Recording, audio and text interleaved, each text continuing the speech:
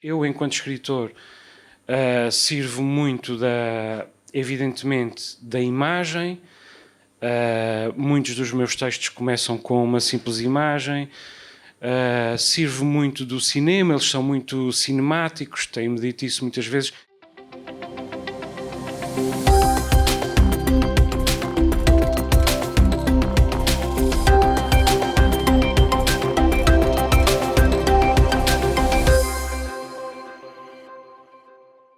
Seja bem-vindo. Já terminou a Feira do Livro da Direção Regional da Cultura na Biblioteca de Angra do Heroísmo. Uma das iniciativas do evento foi uma mesa redonda intitulada por Diálogos entre a Literatura e as Outras Artes. Joel Neto, Sara Leal, Lúcia Muniz, Luís Betancourt e Luís Brum discutiram a literatura aliada ao teatro, música, artes plásticas e cinema. São algumas das pessoas que também levaram o nome dos Açores mais longe através das artes.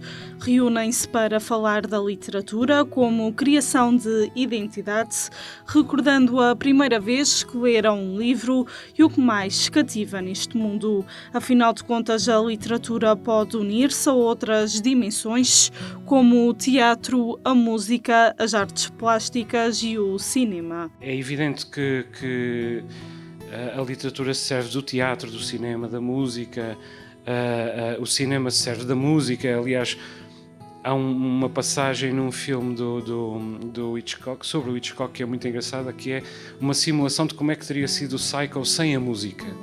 Não assustava ninguém. Mas não é só a esse nível, servir-se da outra arte enquanto uma ferramenta adicional. O próprio cinema tenta respeitar uma certa harmonia que a música propicia. Isto acontece com todas as artes. Eu, enquanto escritor, sirvo muito, evidentemente, da imagem. Muitos dos meus textos começam com uma simples imagem. Sirvo muito do cinema, eles são muito cinemáticos, tenho-me dito isso muitas vezes, embora eu nem sempre tenha muito consciência disso. Os leitores dizem-me isso muitas vezes. E se calhar sirvo da música acima de todas as outras coisas. A literatura que pode ser acompanhada por música com dimensões rítmicas, acompanhada por imagens e que também dá lugar ao teatro. Da mesma forma que raramente existe um filme que não contenha música. Uma partilha de ideias e experiências. Sara Leal confessa que o cinema tem permitido conhecer vários autores açorianos. No ato de criação, pode desencadear o processo criativo, uma brincadeira entre a palavra e a imagem, um complemento entre as duas, uma provocação, uma questão, e isso pode também ser desencadeado, sei lá, por uma música, não é? Eu estou a ouvir uma música e quero criar alguma coisa. Obviamente que isto depende do que nos propomos a fazer e estamos a falar num contexto bastante abstrato. Portanto, quer dizer, a inspiração pode vir de imenso sítio. E eu digo isto porque normalmente no meu trabalho eu faço várias coisas, nomeadamente um guião, portanto tenho uma linha orientadora do trabalho que vou fazer, depois realizo e também estou na parte da montagem, portanto, que também é uma grafia própria, não é? Que depois vai complementar todas as outras coisas. Eu sirvo muito da música, da dimensão não apenas harmónica da música, mas inclusive na sua dimensão rítmica. Eu uso muito compassos ternários nos meus textos. As enumerações são muitas vezes ternárias, que por outro lado também dialoga um pouco com a filosofia, com a ideia hegeliana de tese, antítese, síntese. O que é que eu quero dizer com isto tudo? É que na verdade todos nós, enquanto consumidores de arte e consumidores de cultura pop, se é que vale a pena fazer esta distinção, somos ao mesmo tempo depositários dessas linguagens todas e as transformamos todas em função do nosso próprio trabalho, tanto no que diz respeito às artes que os outros praticam, às outras disciplinas, digamos assim, da arte, mas inclusive aos géneros da nossa própria disciplina que nós não sabemos praticar. Eu não sou um poeta, por exemplo, não sou um dramaturgo, mas já escrevi teatro. Bom, Mas mesmo antes de escrever teatro, as minhas personagens às vezes surgiam em cena, que é uma coisa diferente de fazê-las entrar em cena de uma maneira natural. Elas sobem como que é um palco, em vez de falar, declamam ou cantam. E, portanto, enfim, para resumir e não falar tempo demais, o facto é que nós estamos sempre a usar estas linguagens todas que adquirimos. O livro como sinónimo de conhecimento e descoberta de novos mundos e artes. Deve ser um companheiro desde tenra idade.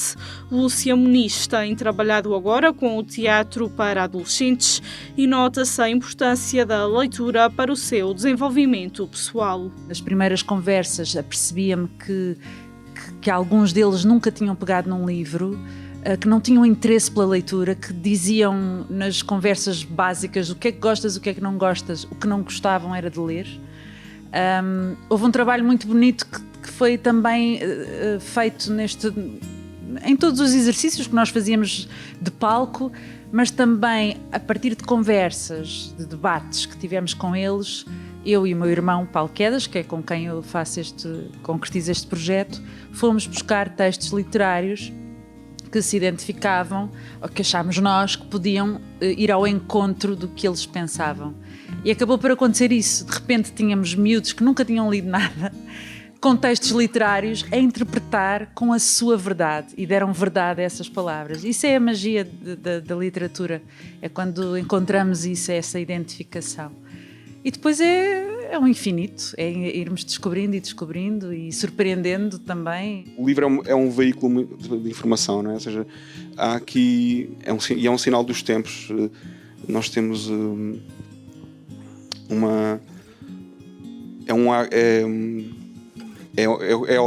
se calhar a coisa mais importante que aconteceu no ser humano nos últimos 500, 600 anos foi imprimir livros, porque foi a partir daí que nós nos compreendemos e nos informamos e nos divulgamos, e essa importância também se revela depois aqui nas ilhas, quando vemos quantas gráficas é que havia aqui a imprimir livros e quantos em São Miguel, editoras, etc.